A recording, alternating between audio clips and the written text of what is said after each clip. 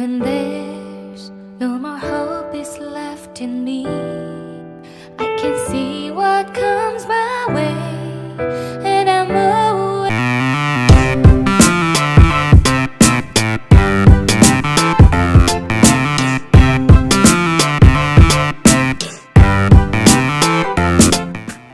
राजा विक्रम बड़े ही न्याय प्रतापी थे। तीनों लोकों में उनका न्याय सर्वश्रेष्ठ माना जाता था और बेताल का जो पेचीदगियों से भरा प्रश्न होता था वो न्याय आधारित ही होता था।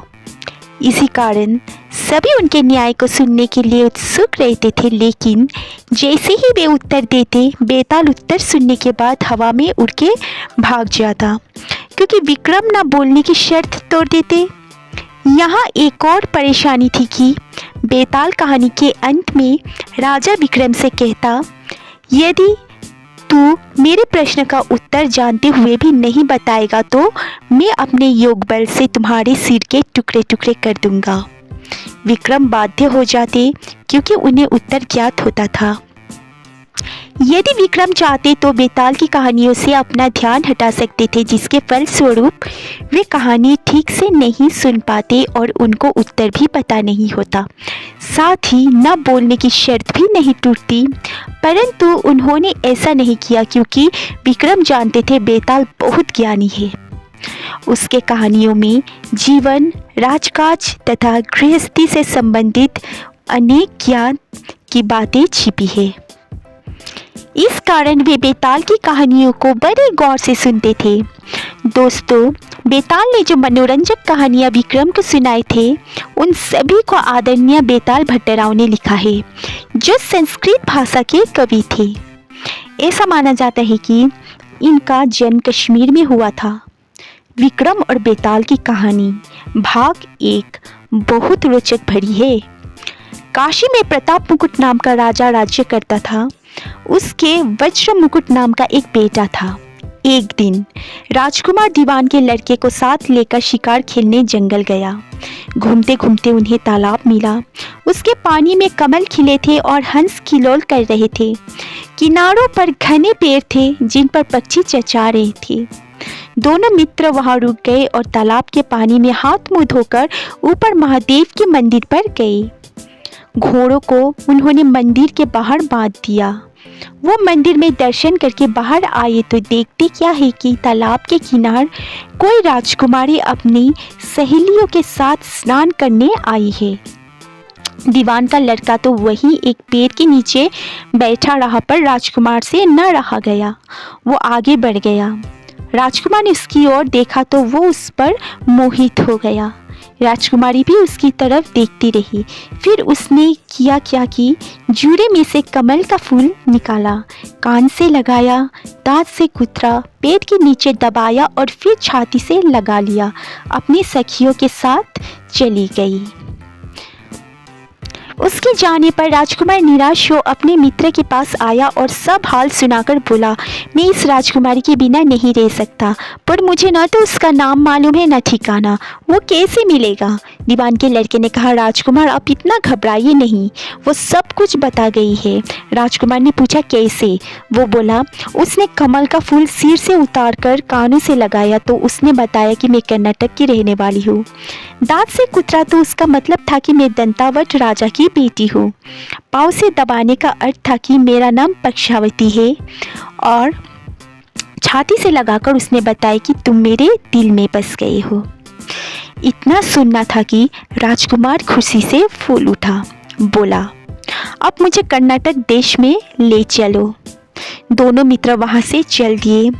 घूमते फिरते सैर करते दोनों कई दिन बाद वहां पहुंचे। राजा के महल के पास गए तो एक बुढ़िया अपने द्वार पर बैठी चरखा काटती मिली। उसके पास जाकर दोनों घोड़े से उतर पड़े और बोले, माई, हम सौदागर हैं, हमारा सामान पीछे आ रहा है, हमें रहने को थोड़ी जगह दे दो। उनकी शक्ल सूरत देखकर और बात सुनकर बुढ़िया के मन में ममता उमड़ आई। बोली, बेटा, तुम्हारा घर है, जब तक जी में आए रहो। दोनों वहीं ठहर गए। दीवान के बेटे ने उससे पूछा, माई, तुम क्या करती हो? तुम्हारे घर में कौन कौन है? तुम्हारी गुजर कैसे होती है? बुढ़िया ने जवाब दिया, बेटा, मेरा एक बेटा है जो राजा की चाकरी में है। मैं राजा की बेटी पक्षावती की धाई थी। बूढ़ी हो जाने से अब घर में रहती हूँ। राजा खाने पीने को दे देता है। दिन में एक बार राजकुमारी को देखने महल में जाती हूँ।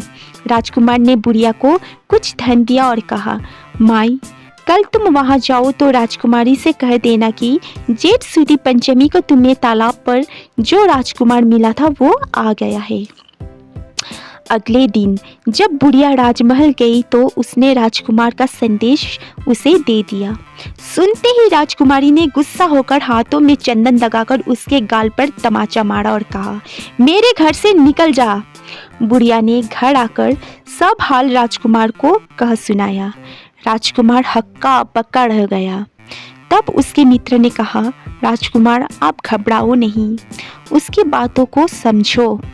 उसने 10 उंगलियां सफ़ेद चंदन में डुबोकर गाल पर मारी। इससे उसका मतलब ये है कि अभी 10 रोज चांदनी के हैं। उनके बीतने पर मैं अंधेरी रात में मिलूंगी। 10 दिन के बाद बुढ़िया ने फिर राजकुमारी की खबर दी तो इस बार उसने केसर के रंग में 3 उंगलियां डुबोकर उसके मुंह पर मारी और कहा, भाग यहाँ से। बुढ़िया ने आकर सारी बात सुना दी। राजकुमार शौक से व्याकुल हो गया। दीवान के लड़के ने समझाया, इसमें हैरान होने की क्या बात है। उसने कहा कि मुझे मासिक धर्म हो रहा है, 3 दिन और ठहरो। 3 दिन बीतने पर बुढ़िया फिर वहां पहुंची। इस बार राजकुमारी ने उससे फटकार कर पश्चिम की खिड़की से बाहर निकाल दिया। उसने आकर राजकुमार को बता दिया। सुनकर दीवान का लड़का बोला, मित्र, उसने आज रात को तुम्हें उस खिड़की की राह बुलाया है। मारी खुशी के राजकुमार उछल पड़ा। समय आने पर उसने बुढ़िया की पोशाक पहनी, इत्र लगाया, हथियार बांधे। दोपहर रात बीतने पर वो महल में जा पहुंचा और खिड़की में से होकर अंदर पहुंच गया।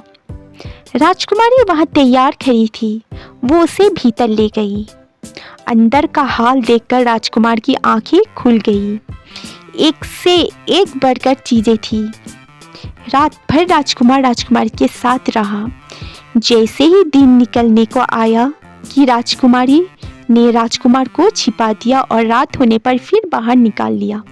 इस तरह कई दिन बीत गए। अचानक एक दिन राजकुमार को अपने मित्र की याद आई। उसे चिंता हुई कि पता नहीं उसका क्या हुआ होगा। उदास देखकर राजकुमारी ने कारण पूछा तो उसने बता दिया।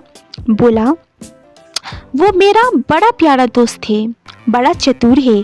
उसकी होशियारी ही से तो तुम मुझे मिल पाई हो। राजकुमारी ने कहा, मैं उसके लिए बढ़िया बढ़िया भोजन बनवाती हूँ, तुम उसे खिलाकर तसल्ली देकर लौट आना। खाना साथ में लेकर राजकुमार अपने मित्र के पास पहुंचा।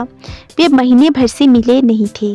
राजकुमार ने मिलने पर सारा हाल सुनाकर कहा कि राजकुमारी को मैंने तुम्हारी चतुराई की सारी बातें बता दी है, तभी तो उसने ये भोजन बनाकर भेजा है। ये कहकर दीवान के लड़के ने थाली में से एक लड्डू उठाकर कुत्ते के आगे डाल दिया। खाते ही कुत्ता मर गया। राजकुमार को बड़ा बुरा लगा। उसने कहा, ऐसी स्त्री से भगवान बचाए, मैं अब उसके पास नहीं जाऊंगा। दीवान का बेटा बोला, नहीं, अब ऐसा उपाय करना चाहिए जिससे हम उसे घर ले चले। आज रात को तुम वहां जाओ। जब राजकुमारी सो जाए तो उसकी बाईं जांघ पर त्रिशूल का निशान बनाकर उसके गहने लेकर चले आना। राजकुमार ने ऐसा ही किया। उसके आने पर दीवान का बेटा उसे साथ ले योगी का भेष बना मरकट में जा बैठा और राजकुमार से कहा कि तुम ये गहने लेकर बाजार में बेच आओ। कोई पकड़े तो कह देना कि मेरे गुरु के पास चलो और उसे यहाँ ले आना। राजकुमार गहने लेकर शहर गया और महल के पास एक सुनार को उन्होंने दिखाया। देखते ही सुनार ने उन्हें पहचान लिया और कोतवाल के पास ले गया। कोतवाल ने पूछा तो उसने कह दिया कि ये मेरे गुरु ने मुझे दिए हैं। गुरु को भी पकड़ा लिया गया। सब राजा के सामने पहुंचे। राजा ने पूछा, योगी महाराज ये गहने आपको कहाँ से मिले? योगी बने दीवान के बेटे ने कहा, महाराज मैं मसान में काली चौदस को डाकिनी मंत्र सिद्ध कर रहा था कि डाकिनी आई। मैंने उसके गहने उतार लिए और उसकी बाईं जांघ में त्रिशूल का निशान बना दिया। इतना सुनकर राजा महल में गया और उसने रानी से कहा कि पक्षावती की बाईं जांघ पर देखो कि त्रिशूल का निशान तो नहीं है। रानी ने देखा तो सही में निशान था। राजा को बड़ा दुख हुआ। बाहर आकर वो योगी को एक और ले जाकर बोला, महाराज धर्मशास्त्र में खोटी स्त्रियों के लिए क्या दंड है? योगी ने जवाब दिया, राजन ब्रह्मांड गौ स्त्री लड़का और अपने आश्रय में रहने वाले से कोई खोटा काम हो जाए तो उसे देश निकाला दे देना चाहिए। ये सुनकर राजा ने पक्षावती को डोली में बिठाकर जंगल में छुड़वा दिया। राजकुमार और दीवान का बेटा तो ताक में बैठे ही थे। राजकुमारी को अकेली पाकर साथ ले अपने नगर में लौट आए और आनंद से रहने लगे।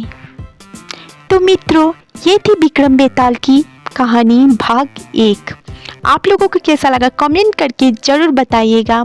अच्छा लगे तो एक लाइक शेयर कर देना, चैनल पे नए हैं तो एक सब्सक्राइब जरूर कर देना। तो मिलते हैं अगले ऐसे ही कहानी पर, तब तक के लिए आप सबको धन्यवाद। स्वस्थ रहे, खुश रहे, जय श्री राम।